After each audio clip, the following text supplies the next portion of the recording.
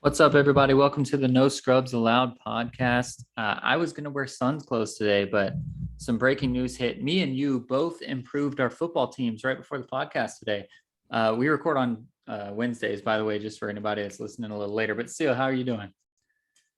I'm doing great. I'm kind of excited to figure out what the fuck you're talking about that me and you both were right before the podcast because we got some key dude from the San Francisco Arden Key, 49ers that's around what like I'm 2 talking o'clock about. in the afternoon. That's what I'm talking All about. right, but Not yeah, right before the all right, podcast, but we all both right, but yeah, improved that's a big one. But our I stuff. don't know. See, That's big. You but guys real need quick, a we can get fucking into pass that real rush, quick. dog. Yeah, but hello. We've been talking about two guys that could be the first pick in the fucking draft, and Thibodeau and fucking Hutchinson. That's So true. That's true. that draft right there, what does that do for us? That's not a defensive tackle that's going to be able to get double teamed and get these guys. No, we needed a Josh Allen. We needed another guy, and what is this guy going to do? Hopefully, this is a rotation guy. Hopefully, this doesn't fuck us from our GM being stupid as shit as Bulk likes to bulk the bullshit up and fuck us up. Hopefully he still gets one of the two guys. Maybe Hopefully he's working some trades. No, I'm thinking he's going to get the fucking defensive tackle from Georgia, that fucking Neil dude or whatever the fuck his name is, and just completely fuck up the first pick of the draft. If we don't get one of these defensive ends and make one of these fucking key rotation guys to come and help Josh Allen and get fucking Hutchinson or Thibodeau, whoever the fuck it's going to be, one of those two, I'm going to be very pissed off. So you're excited for your news. You've called this news. I was excited for your news too. Yeah, I was. I thought it strengthened your defense. Yeah, from the outside looking in, it definitely does. But thinking about what we've been looking forward to for the last couple months since the off season, and you asked me how my day was. It was very good before this. I went and looked at a wedding venue that we're probably going to end up using to get married at. And then to cap off the night, we went on a pontoon sunset kind of cruise with a lot of old grandparent type people, a couple of people around our age. But we didn't really mingle around with anybody. We just kind of stayed to ourselves and good music. We found out where Tiger Woods met his nanny. He right across the island. We all know the speculations and the stories of that. We saw the house of where the other golfer had the party, and they met each other, and he hired her as the nanny. We saw that place. We saw Tiger Woods' house. Sent you the picture of the boat. I saw a very nice Von Dutch boat, which is now my dream boat. Never seen it in my life. It looks like a fucking nice. 007 boat. Had a really great day. And then, that was a nice key piece outside looking in. But the way I've been thinking for the last month or two, when it comes down to these two DNs, I got very pissed off because if we waste the pick on a fucking Georgia defensive tackle, I'm not going to be too happy. We love the SEC. The SEC works out very well. Even Bama defensive tackles don't make it in the NFL that much. They get paid, but it comes to the skill sets. It comes to the left tackles. When it comes to Bama, those type of guys get paid. A la Cam Robinson getting a fucking franchise tag again, being the left tackle for us coming out of Alabama. Brandon Linder retired. So maybe we'll get that Alabama tackle and see what we can do to stiffen up that line. So who knows? But you liked it. Did like it. As a non-Jags fan, I thought it was a good move for you. Hey, he had fucking 6 sacks this year. He had 17 quarterback pressures, 20-something quarterback pressures, 17 hit on quarterbacks. So yeah, the guy had a nice year for the Niners, who relied on their defense a lot. And everybody's thinking, who the fuck is this guy? We're football guys. We know who this guy is. He's the guy who relied on Nick Bosa getting double teamed all year long. That's true. And he was on the other side and just eating. And yeah, I think he had like 2 or 3 forced fumbles, and he had great stats. But I don't give a fuck, bro. You're 20. I think he's 27 years old. He's pretty old. He finally had a good year, and I think that was his first year on the Niners. So. Well, of course, you're going to have a better year when you're opposite of a Bosa. That's always. I am happy. I am happy that we're still looking. We're still trying to add on, but hopefully it doesn't affect your draft. I didn't think about that part. Only positions that I'm not looking for. Hey, let's get a fucking center. But a defensive end right now, come on. 2 of the best 3 people in the draft are defensive ends. I didn't think about the whole draft part of it, but if you guys also draft a defensive end, I think it'll be a solid move.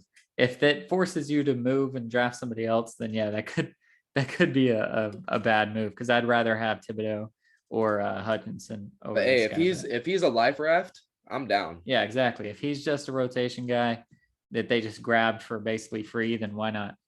I didn't even think about it. I just thought about Bulk being stupid. If that's him being smart and thinking, we each need each other's perspectives. and if he's thinking about the future and maybe they need some time, at least we can start this guy and get. You know what? Maybe he deserves it, but we'll wait on the shout out though. We'll wait on the shout out because he's proven that that's not always the case. Exactly. The other move that happened, my team, Bruce Arians decided to retire from coaching and move into an office position. Great.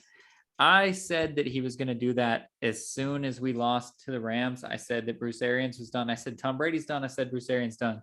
Tom Brady was done. Then he decided to come back, and I think that helped out the wheel to start moving. Bruce Arians ended up being done after we all thought he seemed to be back. He's doing his thing. Todd Bowles gets named the coach. So real quick, just because I don't know, and I don't know if you know, so I want to ask you, how come they don't have to interview people? Why are they allowed to just be like, Todd Bowles, you're the coach? Like what is it that they don't now have to interview X number of people and blah, blah, blah? I think it's because they're hiring within, and they may have to do that to fill their defensive coordinator position. Gotcha. Now that is their vacant so you can spot. Promote from within with no problem. Is that what it is? Yeah, gotcha. You can definitely do that. That's how we were able to kind of grandfather in. Who was the interim coach that we? Oh my God, you know who he is. He's Mel Tucker. We were able to grandfather in Mel Tucker for a year. He was our interim coach. Right. And we left him on, and then we ended up getting rid of him for malarkey. And now Mel Tucker's running fucking college programs back up to existence and doing his thing. But yeah, you're able to do that. And it's mind-boggling to me because we saw Tom Brady come back, and we saw him at the combine just talking about it. And he was worried about all these other things to get going. And there was no kind of cue in to that happening. And now that Tom Brady's back, you kind of have to think, now that he's gone, you have to think there could be something else up. Is this trade to the Dolphins like actually real? Because now, Byron, you mentioned it in our text messages. It kind of sucks that Brady's back because now Leftwich isn't going to be the head coach because Brady's not going to be without his offensive coordinator. Well, we've seen Arians' offense for the last 15 years. That's what's been ran for the last 2 years in Tampa. There's going to be a difference now that it's just solely Leftwich's offense. And do you kind of think Tom Brady's hung out to dry, or do you think this was the plan the whole time? I think Tom Brady called for it. I think so. Wow. Tom Brady and Arians have already been butting heads. We knew that their personalities wouldn't clash as soon as he came over to the team, but other media outlets that have a little bit more insight than us said that they were at odds, right?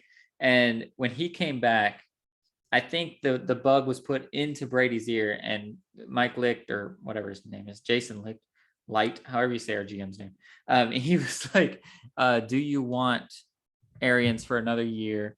We'd like to kind of go a different way. He wants to retire. He wants to blah, blah, blah. And Brady probably gave him the stamp of approval and said, no, that's cool as long as Byron Leftwich gets to stay my offensive coordinator, because we did see some tweaks in the offense a little bit last year. It wasn't the same Bruce Arians offense. It was a Tom Brady offense. We saw, well, the last 2 years, we saw it have that Tom Brady 2 tight end, the things that Arians didn't really do. So he wanted to keep that, and he knew that Leftwich was going to allow him to run free. If Leftwich gets promoted to the head coach, then he has to get stretched thin. He's also trying to coach other positions. That's not what Brady wanted. Todd Bowles is going to come up, and he is going to let Leftwich have 100% control. He doesn't know shit about offense. We saw that in New York.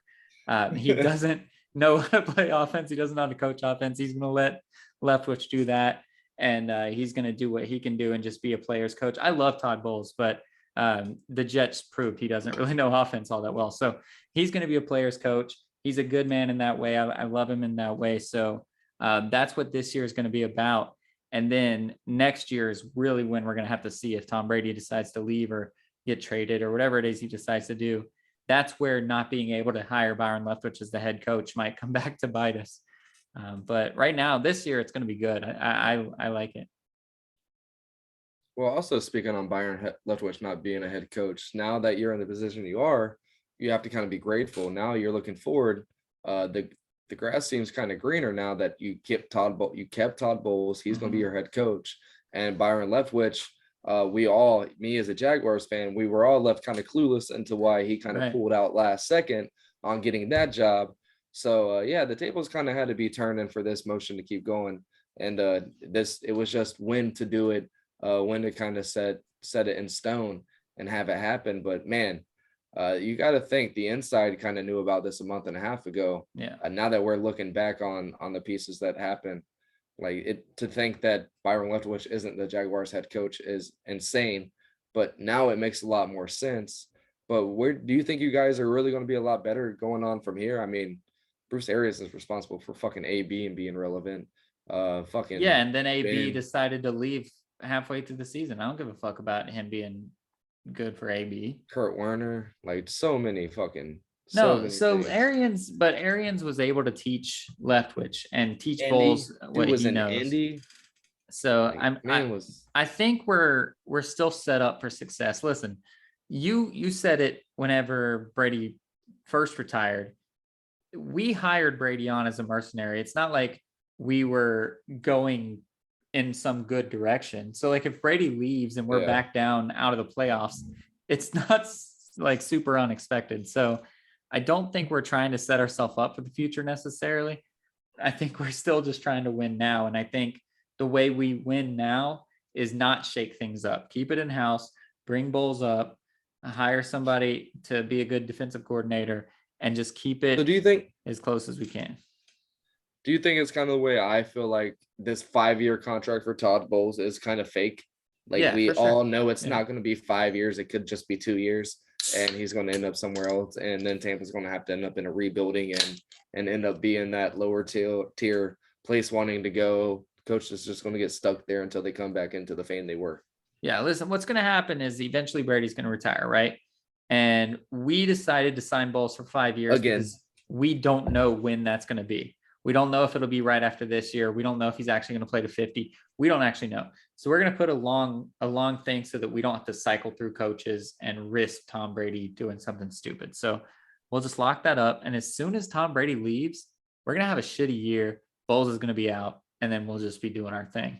So yeah, I definitely think that's the way it's going to happen. It's 5 years because we want the people that are there to think that they have a shot at lasting for 5 years. But as soon as that gets overturned, and as soon as Brady truly decides to retire and we go 5-12 or something, then boom, or 5-13, I guess, then boom, we're gone. It's done. Yeah. And that was one of my other reactions too, is that Kyle Trask is fucked now. Like Arians isn't there. Arians really believed in this kid. And Todd Bowles, we've seen that he mismanages his quarterbacks. He doesn't know what he's doing. So hopefully Byron Leftwich has full reign still. And we don't see Kyle Trask sitting there behind Blaine Gabbert. Well, Blaine Gabbert's fucked, truly, because Arians is who kept him around. Well, he's still going to be there. He's still he's one of those locker room guys. We both have a sour taste when it comes to Blaine Gabbert. Just Arians was the one that was thinking about actually starting him, though. Like that's for real. So that won't be the case. This was real life a couple years ago. Yeah, you're right on that. But that's not going to be the case. But I think Kyle's a little fucked here. Just because he's not going to be able to get the rails. Todd Bowles is going to ride Tom Brady until the wheels fall off. Otherwise, Bruce Arians, knowing he was in the ladder of his career, he would be the kind of voice to Tom, be like, Tom, like we got this kid here. Like, just go right off into the sunset, dude. Stop coming back. Bowles is going to be fucking on his knees with knee pads on, sucking it until the cows come home, begging him to come back until he's fucking 55 years old, because Todd Bowles has no success, no prospects outside of it. Yeah, like Bruce Arians has seen it. He knows he can do it with other people. Todd Bowles has nothing without Tom Brady. So if let's just put a all flowers and butterflies, whatever they call it, sunshine and rainbows, and say we win a Super Bowl this year. How many years does that buy Todd Bowles if that's the case? If we win a Super Bowl, Brady retires, and we do go 5-12 next year, like, how long will Bowles be able to ride a Super Bowl that Tom Brady gifted him? He'll be able to ride until Tom Brady retires. Gotcha. A year, and then the seat gets hot immediately. Retires. Because we talked about it the last couple of weeks. The NFC is very vulnerable.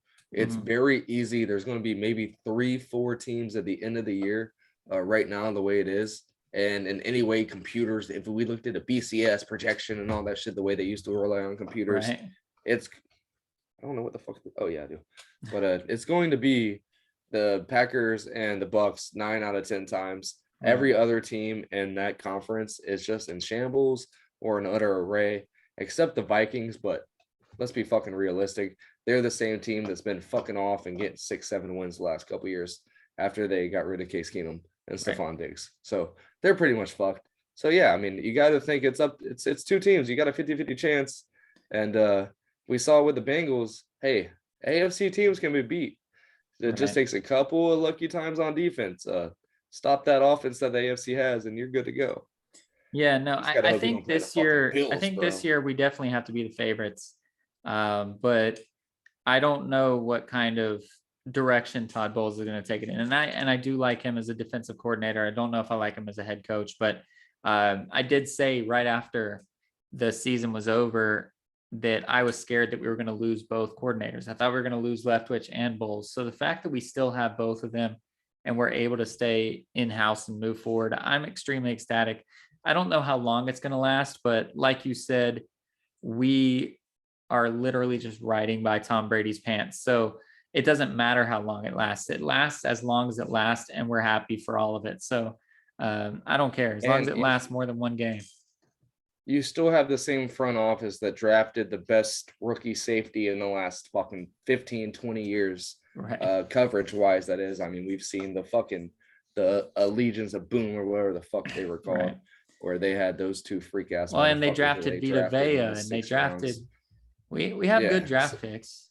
So. Yeah, and you still have that same front office, and you're able to add a fucking football wizard who has been in the games for the last 25, 45 years. And so, yeah, that's got to help you out a lot. And for Bruce to be able to step back, we all know Bruce has always been a guy who's able to evaluate people, and he really knows his shit.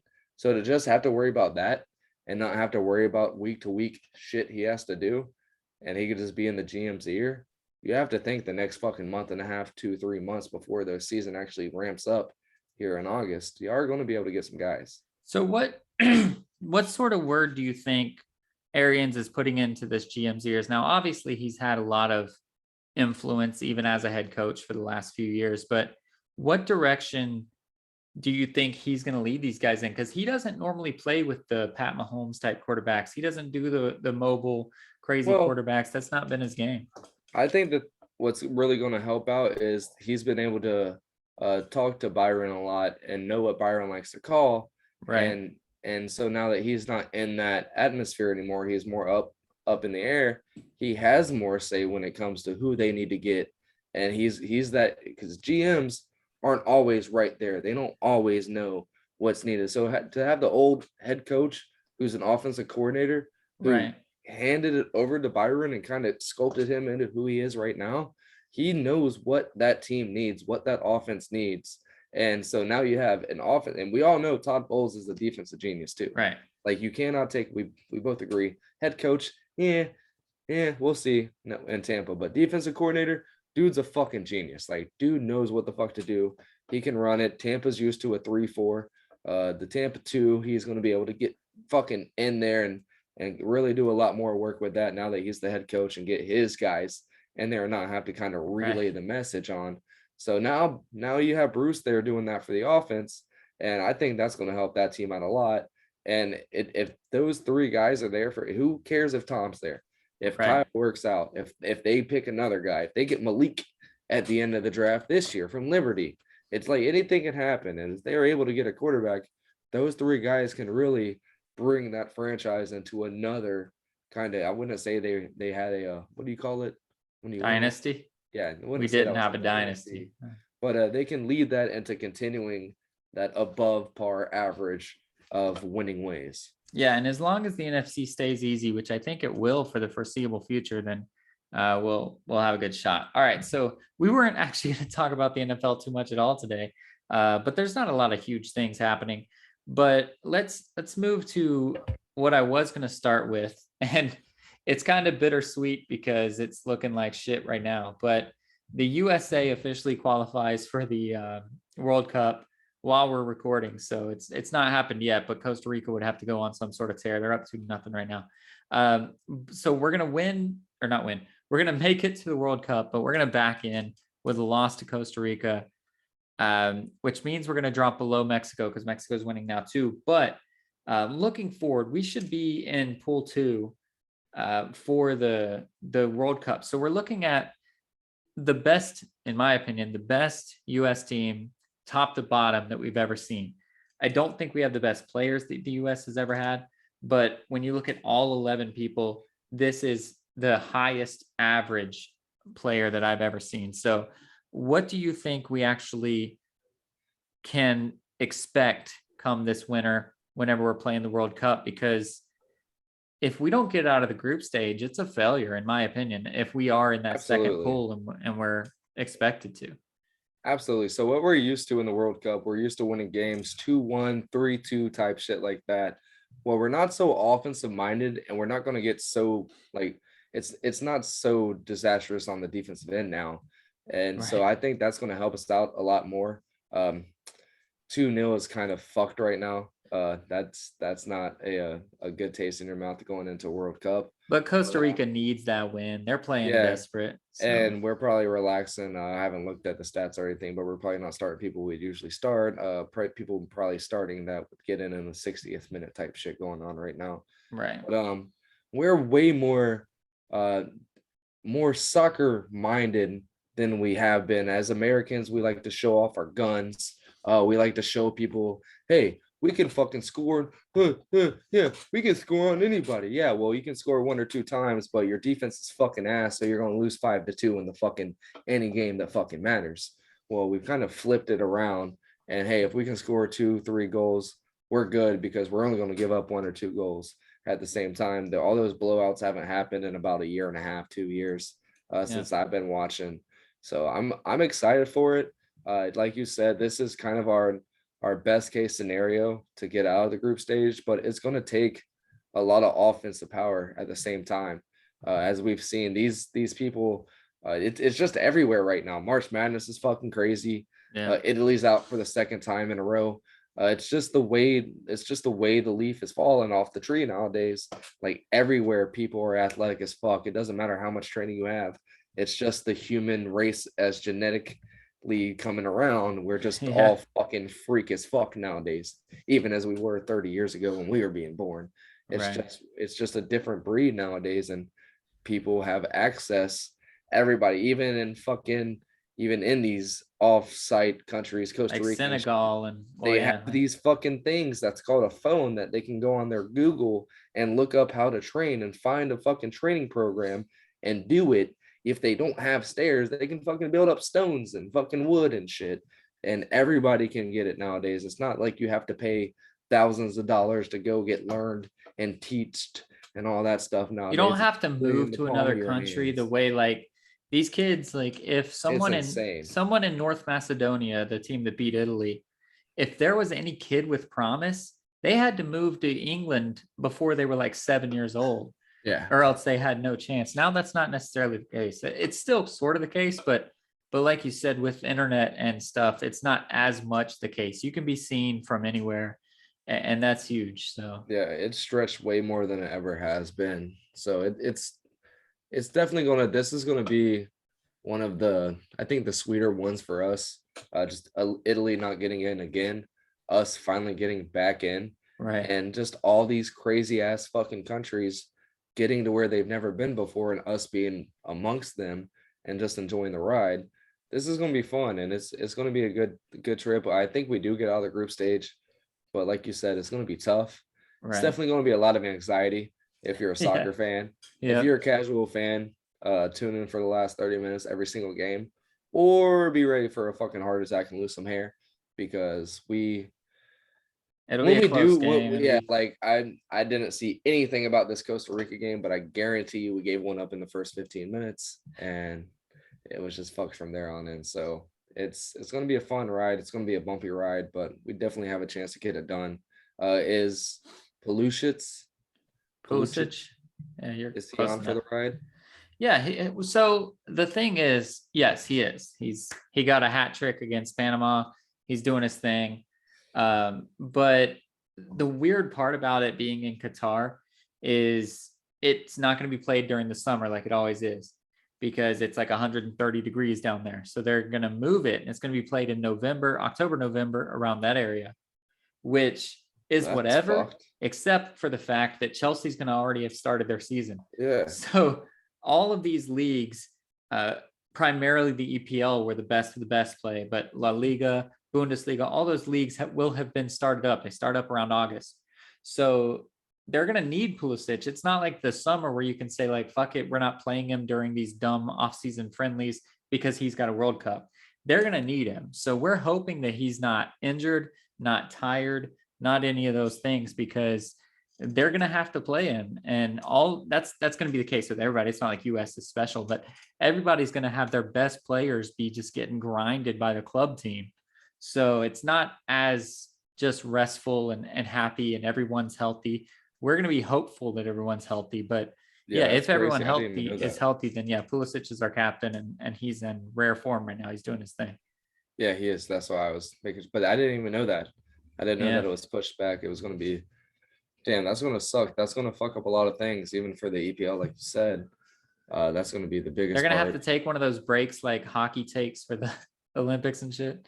That's crazy. It's going to be weird. They're going to be fucking, oh my, could you imagine? Dude, hundreds of thousands, like there's 180,000 people stadiums. Yeah. And they're going to be running B and C teams. They'll take a break. I guarantee you they're just going to take a World Cup break and be done for a couple months. Like, I haven't heard anything of what's going to happen, but there's no, like, the Premier League teams are 90% people that are going to be in the World Cup.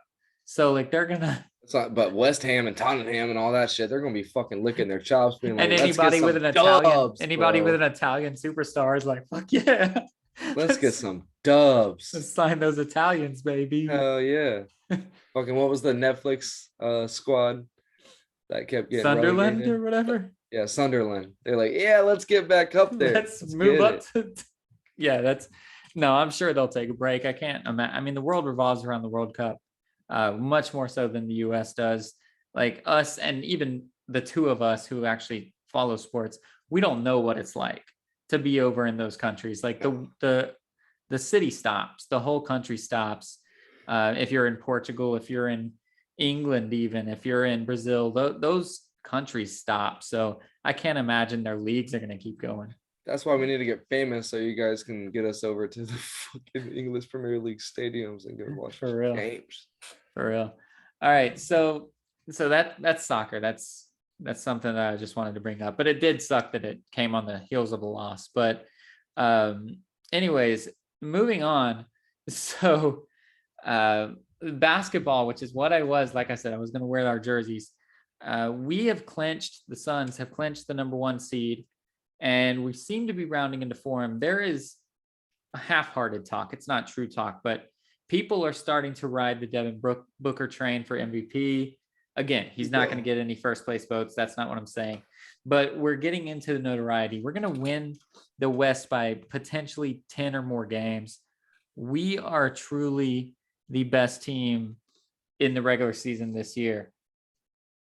Yeah. How can we expect this playoffs to go? Is it essentially the Suns and then an onslaught in the East, which is what we've been calling for a while? Or is there a Western team such as Memphis, who looks really hot right now, that we actually need to worry about? Because we've always said it's just the Suns will be in the championship, and whichever team makes it through, they might be beaten up. Yeah, no, I think you guys really have a valid chance. The Jazz have gotten crippled. Yeah, Joker's actually starting to kind of come into fruition. So if he's able to get his game back going and the Nuggets are able to come off of that, then there's a chance. But yeah, I mean, you guys really have to be like kind of looking at the chops right now. I'm looking at the East because we've been fucking going the yodely the wrong way and going down, and now we're in the 7th spot. But the Philly's still trying to fight. The Celtics have been going on their fucking rampage, but they're still in the 4th spot. But they just hurt somebody. So you really have to think, like, the Heat don't have they're going to be the 1 seed. So they're going to have the easiest ride, it seems like. Right. But coming out of that tournament, it could be us. And we have been like their kryptonite this season. So they could end up not even making it out of the second round. So we could see some shit going on. And even us, there's Toronto. There's some really good teams down in the bottom of the barrel. The Nets are in the 8th slot right now, and they got Kyrie back full time, home and away Oh, games. that's true. So like anything can happen in the East right now, and I think out of everything, you guys have to be the happiest, and the Heat have to be like, fuck. Should we have gotten the 2nd or 3rd seed? Well, Like, the should second we? seed might be facing Brooklyn though. Like you don't want to be the second seed, I don't If think. you're the Heat, though, like if you're the Heat, you have to hope that you're playing a team that the Nets do not play team basketball, and they have only 2 guys that can really beat you. Yeah, but nobody wants to play the Nets in the first round. Whenever you start getting beat by the Nets, it's when Claxton starts getting up there and points. That Brown dude starts scoring a shit ton of buckets on the power forwards and shit like that. That's not happening. By the way, let's take a break to shout out to my guy who I stood next to forever. We did a redraft of the 2003, I think it was, NBA draft, and you and Eddie both gave me shit about it. My guy, Andre Drummond, did you see this man hit 4 straight free throws and stare down the coach who's trying to hack a shack this man? I did. He steps up, bro. I've been riding with him from day one. So I wanted to shout out him because it shouted out me. But no, I mean, but seriously, I mean, that was huge. But honestly, in a real sense, that's a true strategy that you can have against Drummond and you can have against Brooklyn because, like you alluded to, only the Nets. I mean, only the Nets. Only Irving and Durant are going to beat you. Even if Claxton is playing really well, it's still going to come down to 80 points from those 2 guys, or else. Yeah, but that's what happens. Like you can rely on 25 from Kyrie, you can rely on 25 from Durant, and you just have to hope that you don't fuck up on the defensive side enough to where all these other guys can get cooking. And Claxton can give you an easy 15, easy 20. Right. Drummond can drop fucking 15 in 10 minutes on you, and then they still have all these shooters to go with these guys, and it can't happen. You just can't let that type of thing happen. And if the Suns were to end up getting their fucking finals against the Nets, that's a 4-0 fucking sweep. Yeah, we'd run them out of the gym. That's a 4-0 sweep. So to think that the Heat could actually get beat by them is crazy enough, but I really think the Heat might give up a game or 2 because Durant might cook Butler, but Bam's not getting fucked. Tyler Hero is going to get sauced the fuck up by Kyrie Irving because they're not going to let Kyle Lowry guard him. That's not going to happen. They tried that shit back in Toronto whenever he was with fucking the Celtics. Yeah. And we all saw what happened there the year before they actually went on their run. It doesn't work. Well, when they went on their run, Kyrie was around. No, he missed the playoffs that year. No, Kyrie wasn't part of the Celtics, but the year before when he was, Toronto went down to the Celtics because Kyle Lowry cannot guard Kyrie and Kyle Lowry cannot score on Kyrie. Yeah, but Tyler Hero can't guard him either. He can get fouls. He's one of those, hey, you got 6 fouls. Not Tyler Hero. Get out of here. Nah. That means their second leading scorer. He's out. No. I'm not saying, but on the defensive end, he's a pit bull. Kyle Lowry's a pit bull on the defensive end. Yeah. But Kyle Lowry is not going to give up those fouls. Tyler Hero doesn't give a fuck about giving up 2 or 3 give me fouls to let you know that ain't happening tonight, son. He plays that street ball. Kyle Lowry doesn't do that. Kyle Lowry is a pit bull on the offensive side, and on the defensive side, he kind of sits there and just stays up. Tyler Hero, he can go left to right faster than everybody, all the quickest lateral players. He's right there with him. So he's going to be able to help out, but at the end of the day, Uncle Drew's going to cook. Right. But like you said, if they score 50 a pop, that's expected. It's if the other guys decide to do anything, and we all know Heat games, if they get over 100 points, that's a fucking unicorn. That's true. But that's why I think it's going to be scary for them to play the Nets, because the Nets have these 2 guys that are just going to score 50. And for what it's worth, let's put an interjection here. Ben Simmons isn't going to play. I don't know. No. Whoever is saying there's still a chance is bullshitting themselves. He was never going to play. But anyways, back in. These 2 guys are going to drop 50. They could drop 60. They could drop 70. It's honestly not even unrealistic that they would drop 80. So if the Heat are trying to play in the double digits, when two guys could theoretically score 70 to 80 points, you have to be locked in on the other 10 to 11 guys, or else you're going to be fucked. Yeah. So the first game that Kyrie was back in New York, in Brooklyn, they was lost, against didn't the they? Pistons. No, they won. Oh, okay. Or it might not have been the first home game, but the last home game they played yesterday was against the Pistons. So 2 days ago when we were watching this, Kyrie had 24 points, only 4 assists, shot 7 to 18, but 4 for 8 from 3. Kevin Durant, 41 points, 11 rebounds, right? So that's 65 points. Right. So that's 15 more. The team scored 130 fucking points because Right. they have Seth Curry, they have Andre Drummond, they have Gordon Dragic, they have Claxton, they have Patty Mills. They have Patty Mills. That's what I'm saying. Like, if you have to be locked in on the other 10 guys, or you're fucked. They have all these extracurricular guys to where you have to worry about these guys too. It's not, and it's weird. They don't play team basketball. Like Patty Mills can get cooking and fucking give you 15 points, or like in that game that they won by fucking 17 points, scoring 130 points, he gave you 3 fucking points off of 8 shots. All right, so let's move on. I'm not super concerned. Yeah. Real quick, we're about 10 days, let's say 2 weeks out of the regular season being over. Yeah, around there.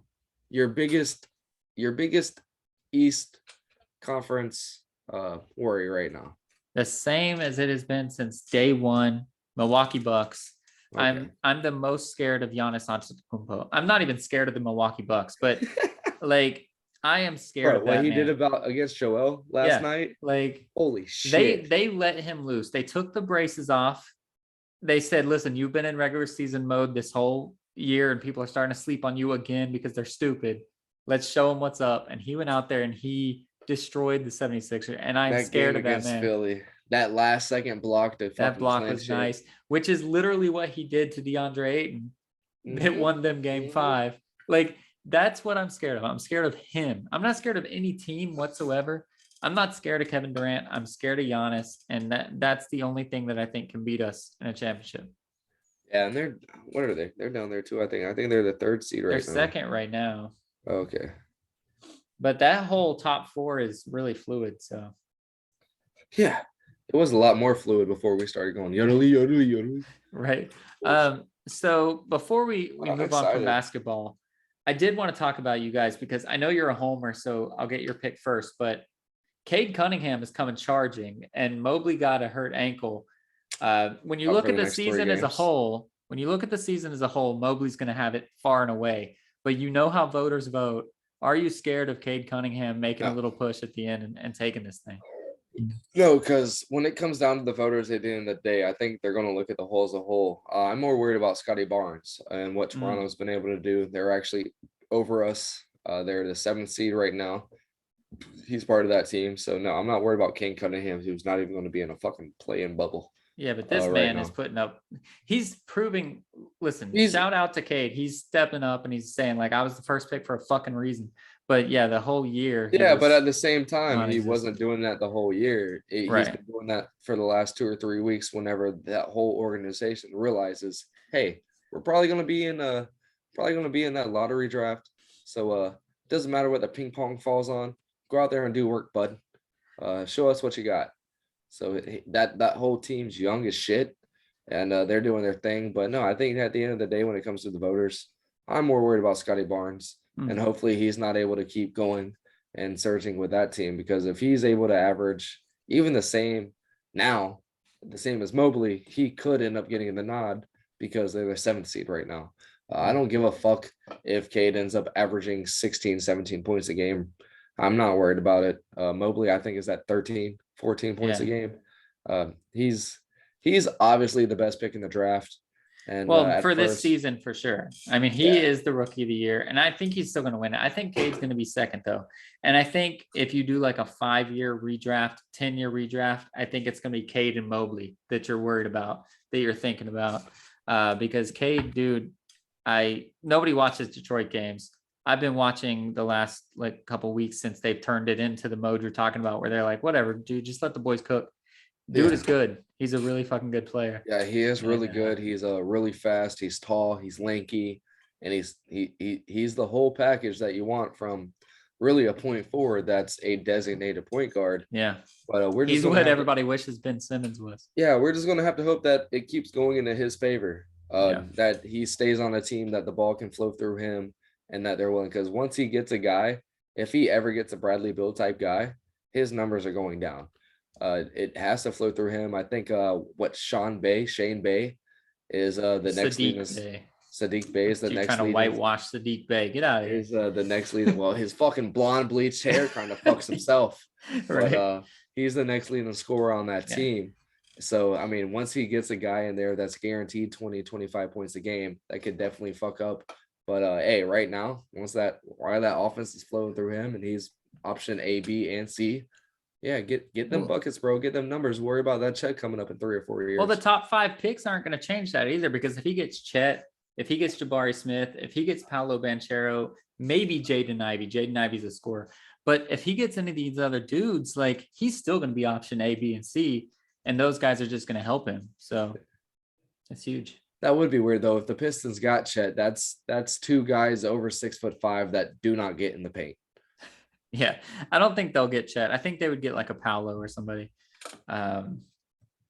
Anybody they get. Chet showed too in March Madness in the tournament that he's got a lot of growth. He's not KD at Texas, kind of getting them through as a lanky guy. He's more of a Taco Fall against Duke, just being bigger than everybody else. But once people smarter than him get around, he's still got a lot to show, and he's going to be around guys who have been in the league for fucking a long ass time, and they got there on no offense ability whatsoever.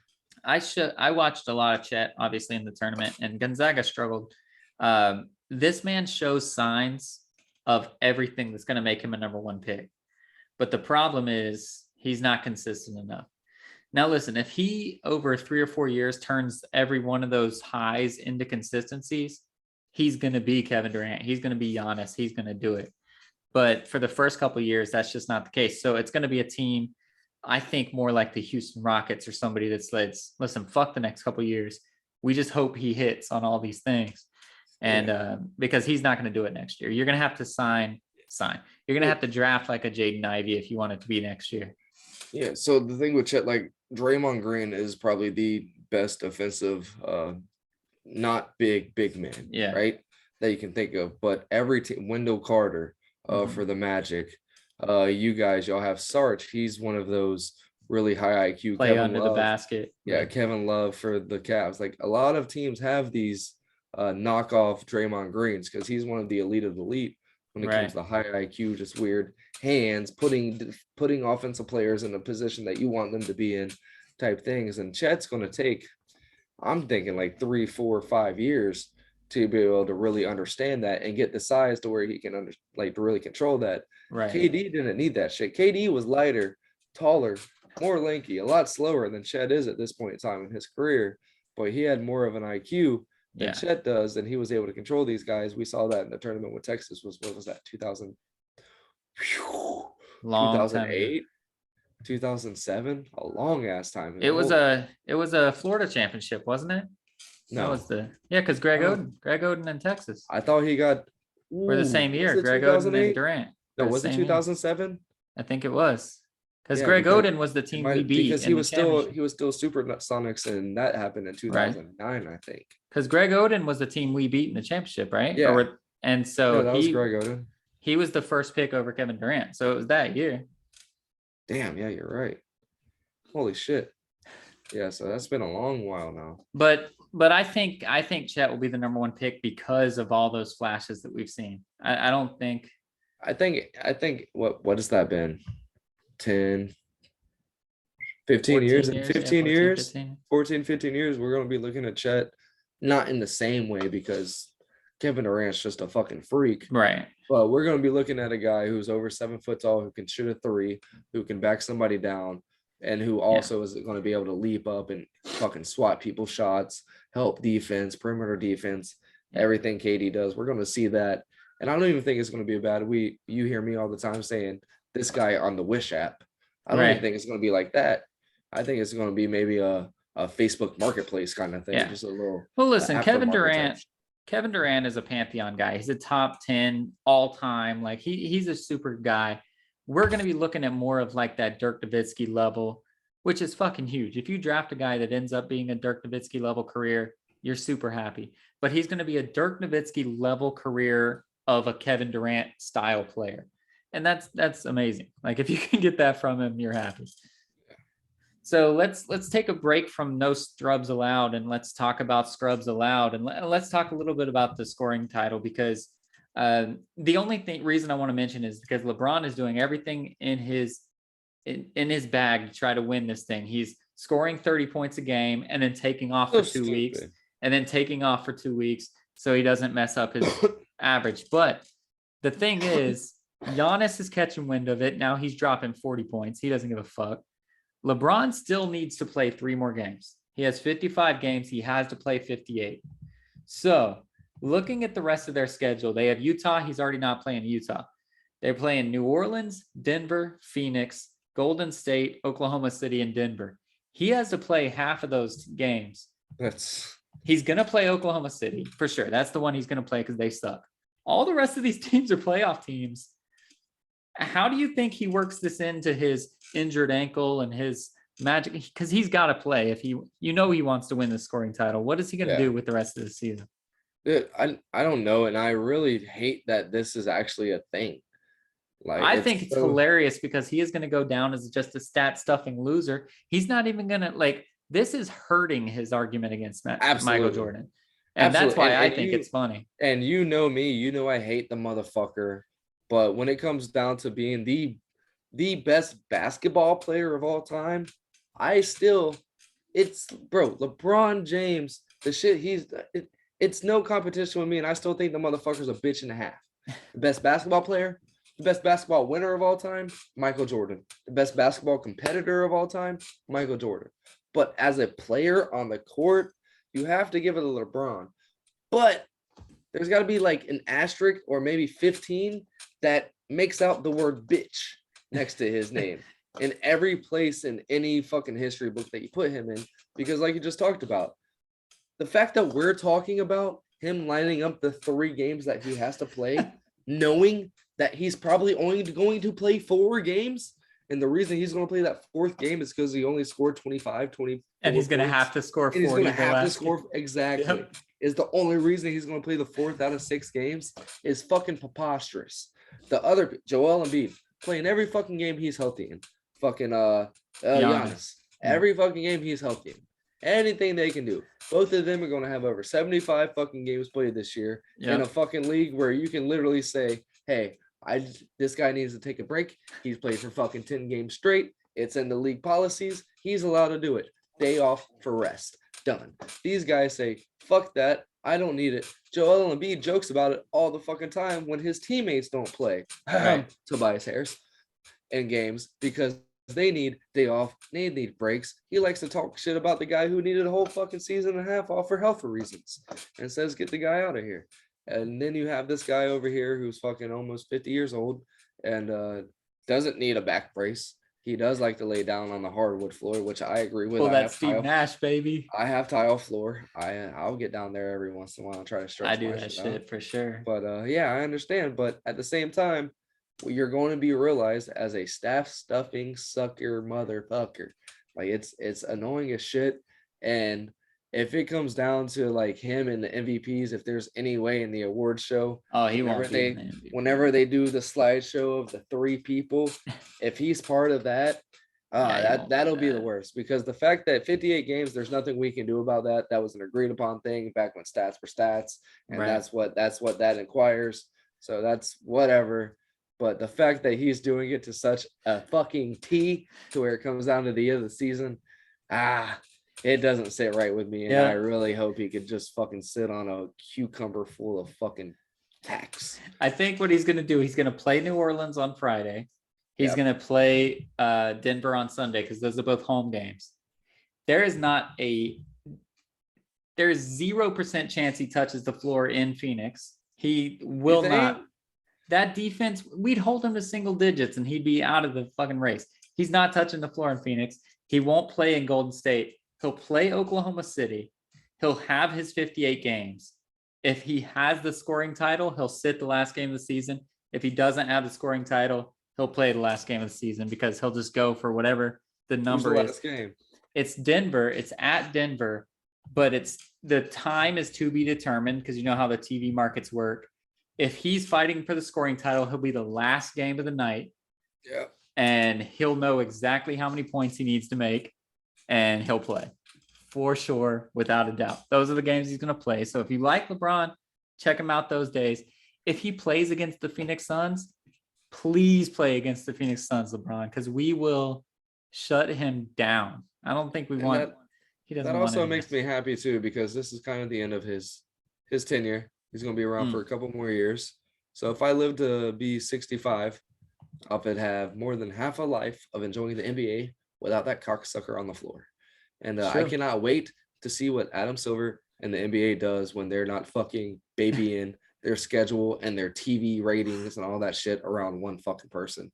When we're actually able to enjoy a team that's full of an Alec Caruso, Zach LaVine. You'll get to see Ja Morant on TV and stuff. Bro, that'll be great. That's going to be so fucking fun once we get there. It's going to be every nationally televised game is the freaking Lakers. But still you know that last year with Bronny on, it's going to be the James show, the Bronny James show. Yeah. For a whole fucking year, it's going to be on every ESPN, TNT's Tuesdays and Thursdays. It's going to be on at least one of those two fucking nights, and then they're going to be either on a Wednesday and Thursday or a Tuesday and Friday, going from fucking TNT to ESPN. You will see every fucking 65 week. of their 82 games. It's on national TV. It's going to be absolutely fucking ridiculous. So I was thinking my shower thoughts the other day, and I was like, if I was a GM, I would sign Bronny James, never play him, never trade for LeBron. You get 3 years out of him because you get your rookie too, and you can extend it with a team option. And if LeBron it doesn't like assassinate you before then you figure it out. And you sign LeBron and then don't play either one of them. Have them both sit on the bench while he's 50. And then you kick them all out. That's your goal?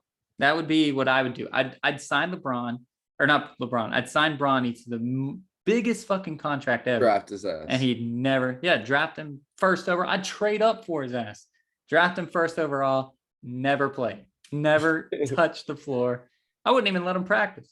I'd be like, he's valuable. Like, I'd be talking to the media. I'd be like, he's a very valuable asset. We want to make sure we take it slow. The way they talk about Zion and shit, and then just never play him. Never play. And I'd be like, man, I need to come over and help you out. Be like, man, LeBron would try to facilitate trades. Come help him. And then sit them both. No, I wouldn't put them on the same team, though. I'd never trade for LeBron. Never. But then after the 3 years, because Bronny would leave you, because he'd be a free agent at that point, then you sign LeBron because you don't want him to actually go play for anybody. So after the third year, when he's 53 years old, LeBron's gonna have to retire at some point. So you just hope that it's before you. That would be dope though, if a team that had the first overall pick decided just to say fuck it and get Bronny and say fuck you, LeBron. If they did it, if they do it, it's because they want to get LeBron. It's not going to be to say fuck you, LeBron. But what if Cleveland goes and does that shit and just says, we'll take Bronny James, fuck LeBron, and then they never. Well, you got to think him to the way we have our team going. Like, we're in a different route than a lot of the league. We have a lot of quick guys. It's not everybody's getting injured. It's not really working out. But we have Darius Garland, we have Colin Sexton, we have Karis LeVert, we also have Lauren Markkinen, who's 7'1". We have Evan Mobley, who's 6'11". We have Jared Allen, who's 7 foot. Like, we have a lot of big guys. We have a lot of short, fast guys. And they're all young. Bro, everybody's young on our team. Kevin Love, every time he gets into the game, at a home game, the crowd goes fucking crazy. Like, we really have a good core. It's just we need to get healthy, and we need to, like, we have that Suns 3 years ago, and we just have to keep going with it. We really got it going. It's just, it's going to take a minute, but it's going to be fun. And I do not see us ever in the next 5-10 years being in any way, chance, shape, or form sitting there one of 16 representatives for a fucking lottery pick. Not fucking happening. But would I mind that? Would I mind fucking them tanking for a year to say, just to get fuck these motherfuckers? Let's do it. Because you know the top 16 motherfuckers probably aren't going to get Bronny unless they know they're getting LeBron and they have a chance. Because they actually want him because they want to win. Yeah. So if we were like the third pick, because we know the Kings aren't getting them, they're not paying nobody. Right. So like if we were like the third pick, and the Pacers, they don't want LeBron. They hate LeBron. It's not happening. So that'd be awesome. That'd be fucking great. That'd be hilarious. It's not going to happen. Whoever's going to get him is going to get him. They're going to sign LeBron, and it's going to be a big, because they know it's going to be money. It's money based, but it would be great if it did happen. We need lots of sponsors so we can buy the Hornets and get that first pick. Let's just talk to Michael, dude. He'll fucking do it. If we put that word in Jordan's ear, he would do it. Without a doubt. He'd be like, oh, I can fuck LeBron. Okay. That'd be awesome. Let's do it. So that's our goal for the next 3 years is try to get a hold of Michael Jordan and put this plan in his ear. We got this. All right, we can do it. All right. So before we get out of here, I wanted to make sure we get one shout out in. How about Shaheen Holloway, the St. Peter's Peacocks coach? Nobody knew who he was 2 weeks ago. Now everybody knows who he is. Shit. And now he is the new head coach of Seton Hall. Kobe Pirates. knew who he would. Did you hear that story? That's true. They played together. Yeah. That was pretty cool. But yeah, he's one magical Cinderella run gets you a D1. Well, I guess they were D1 already. That's crazy though. Real so job. they were 1990, 96 All-Americans in the McDonald's basketball game, and Holloway got the MVP. Yeah, and what actually happened? Have we looked up Shaheen Holloway's no. Pro Basketball Reference? But you say nobody knows who he is. If you don't think Kobe took that with him, that he didn't get the McDonald's All-American MVP game person or whatever the fuck they want to call it. Yeah. Kobe knew who the fuck he was. But so yeah, he was shorter. How tall was Kobe? 6'7", 6'6"? 6'6". So you got to think this guy was 6'3", 6'4". We're looking his at the listed pictures. height is 5'10". Nope. That's his listed height. That's all I'm telling you. I don't believe it. He wasn't that much shorter than him in the picture, unless it was a weird angle. His listed height is 5'10", is all I'm saying. That's crazy. You must have got some disc taken out or something. He didn't play for any professional team, or like he played over in like Istanbul and shit, but he didn't play for any NBA team. That's crazy. And he won the MVP. That's crazy. He was a 2-time All Big East second team.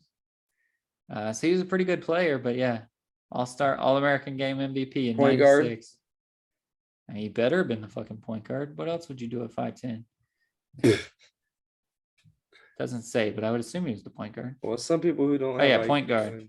Yeah, he was the point can't guard. really dribble. They'll just sit there and shoot the rock. So he did play 4 years in college, and he averaged 13.7 points a game over 4 years. Okay. So not terrible. That's 13.7 points more than LeBron and Kobe. So that's true. 6 assists a game. Not bad. I mean, not bad. Yeah, and I mean, you got to think we see Steve Nash as a point guard going to being a head coach. Yeah. What's the other dude? Fuck. The only other guy that's a point guard that's a coach. What are you talking about? He's in college right now. There's other ones. Jawan. He was like one of the first. Penny Hardaway. Penny Hardaway, Memphis. They're point forward. Jawan Taylor. Jawan, not Taylor. Howard. Jawan Howard. I already said Howard, and I fucked it up the second time. Well, even I think the UNC coach, UB Brown or whatever his name is, UB something or other. Yeah, but it seems like we always have these guys who are really offensive-minded players end up being coaches, or we have these nerdy ass guys. Hubert Davis, who study the game and just like figure out all the plays and all the technicalities and all that shit. But it seems like the players who get the positions as coaches are those guys who really have a big offensive IQ and are able to get it going down and then get these assistants and shit to help them out with the defense side of the ball. And like we see all the time, Michigan, they get beat fucking 80-75. Yeah. And shit like that, like high scoring college games. Brooklyn with the Nets and fucking Steve Nash. And then where the fuck was he before that? Well, he was in Golden State, but he wasn't a head coach. No, he was a head coach before he was in Brooklyn. No, not Nash. Oh, I'm thinking of Jason Kidd. Okay. But his teams always get fucking dumped on. But he's somewhere else right now, and he's actually doing pretty good. He's New Orleans? Is he in New Orleans? No, I don't think so. I don't know. But all these offensive minded teams always get dumped on and shit. So we'll see how this shit goes. Oh, he's the head coach of the Dallas Mavericks. Yeah, the Mavs. Who?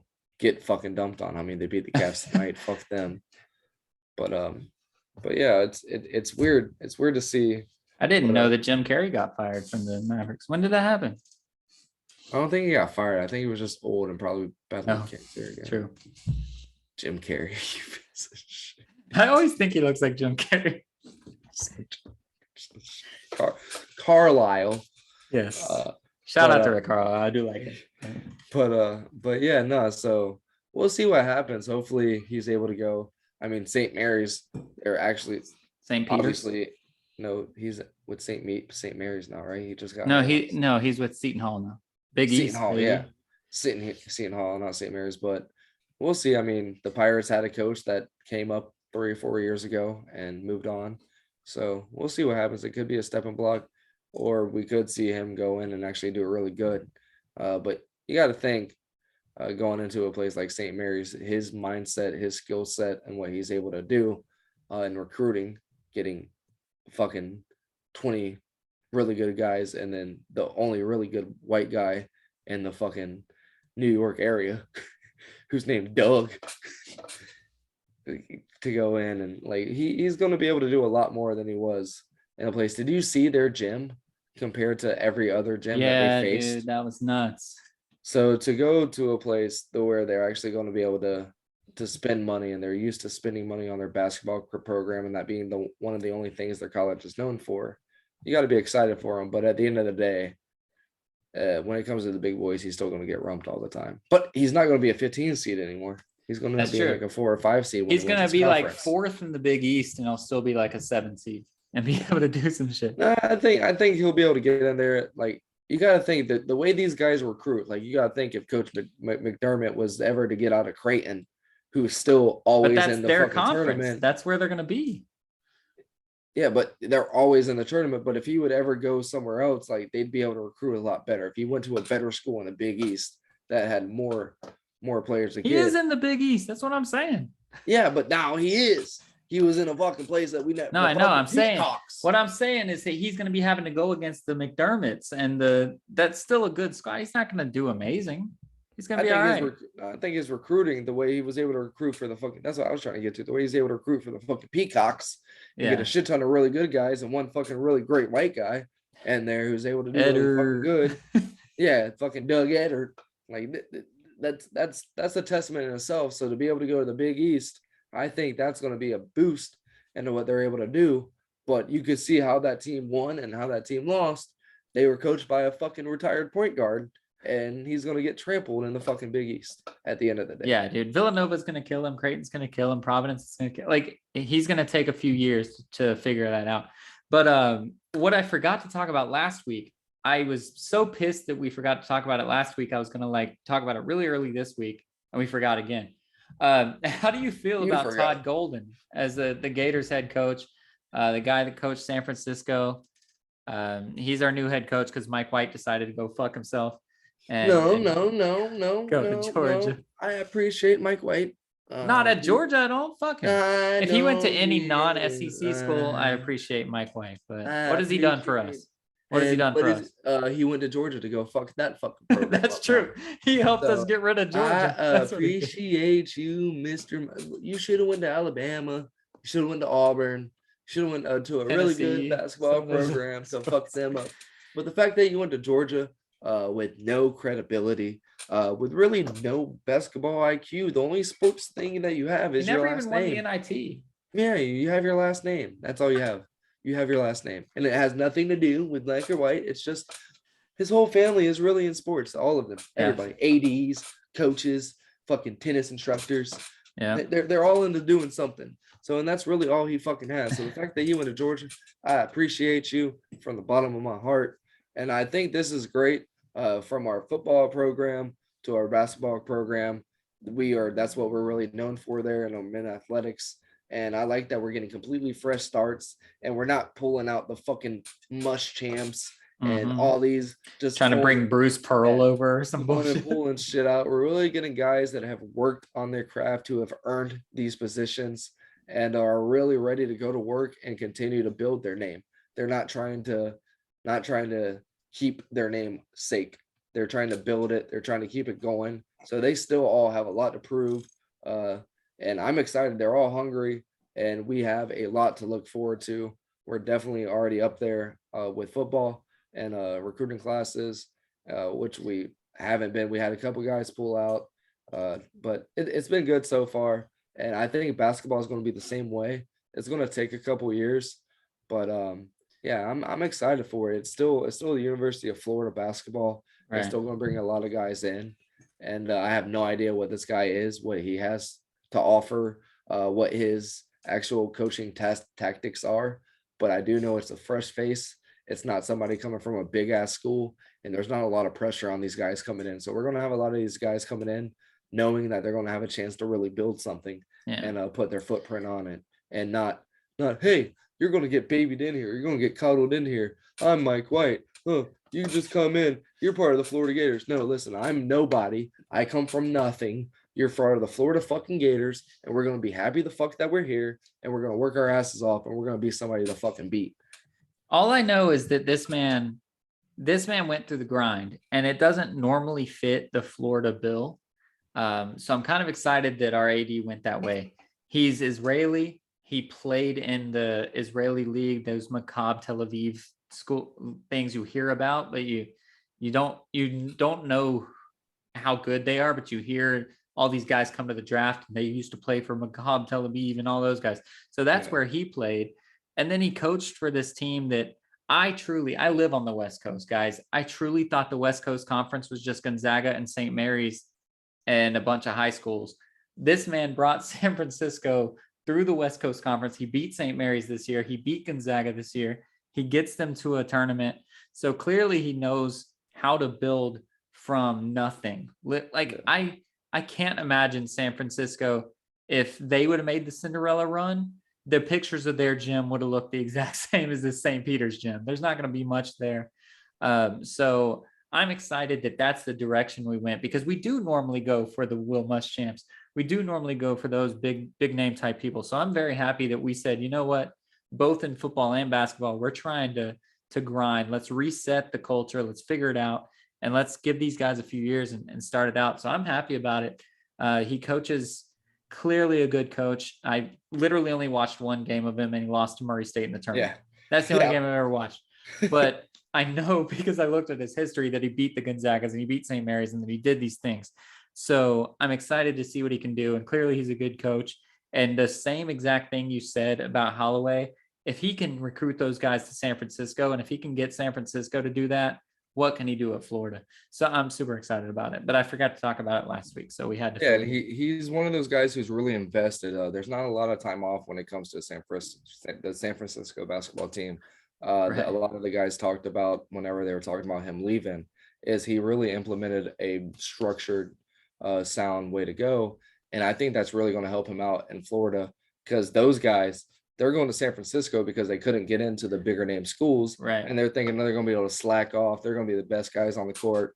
And this guy was there to show them, listen, that's what you want to do if you want to get points on the board. But if you want to get W's on the fucking schedule, this is what you have to do. And he was able to get that done with guys who are literally used to being the best guys in Palatka High School history. Exactly. No name fucking schools. Literally scored 45 points a game at Penn Isle Baptist Academy and got these guys in there, smacked them in the mouth, taught them the way to go. So to get these guys who were actually able to do that at University Christian, Bowls, fucking Winter Park, kind of Austin Rivers type things, and really get these guys that the Gators are able to get and bringing them into what he's able to do, we have to think that he's going to be able to continue to do that and getting into these kids' minds.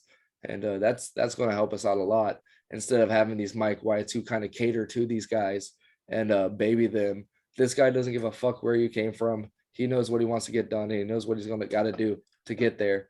And he really gets these kids to buy in. So to think that he gets these 4 or 5 star recruits that the Gators are able to get, we really have to be happy and hope that we get these type of kids that are wanting to buy into it the way he was able to get these guys to. Because it's a different mindset. Like, yeah, at San Francisco, all these guys were the top scorers in their high schools, and that's the same thing with the Gators and stuff. But with the Gators, they're getting fucking recruited by the Gators instead Yep. of just San Francisco. and They're stuff. actually on rivals.com and all that shit. Yeah, so they have a different mindset. So we're going to see that really early and how he's able to deal with that. But yeah, we had a really a veteran team this year, so the turnaround's going to be quick with a new squad. I think we had like 2 or 3 juniors and a shit ton of seniors. So it's going to be early when we find out, but it's the best time to do it. The SEC is going to be really young, and recruiting's hot right now. So Yeah. I'm happy. I'm I'm excited. glad we drafted. I'm glad we got him early too, so that he can Yeah. start right away and get going. Yeah. All right, I'm so really excited. let's get out of here. Do you have anything else to shout out or anything? Not at all. I'm just All right. happy with life.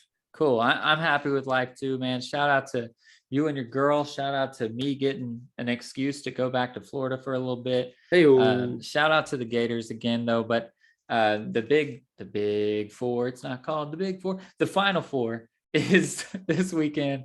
So go check it out. We'll be crowning a champion next podcast.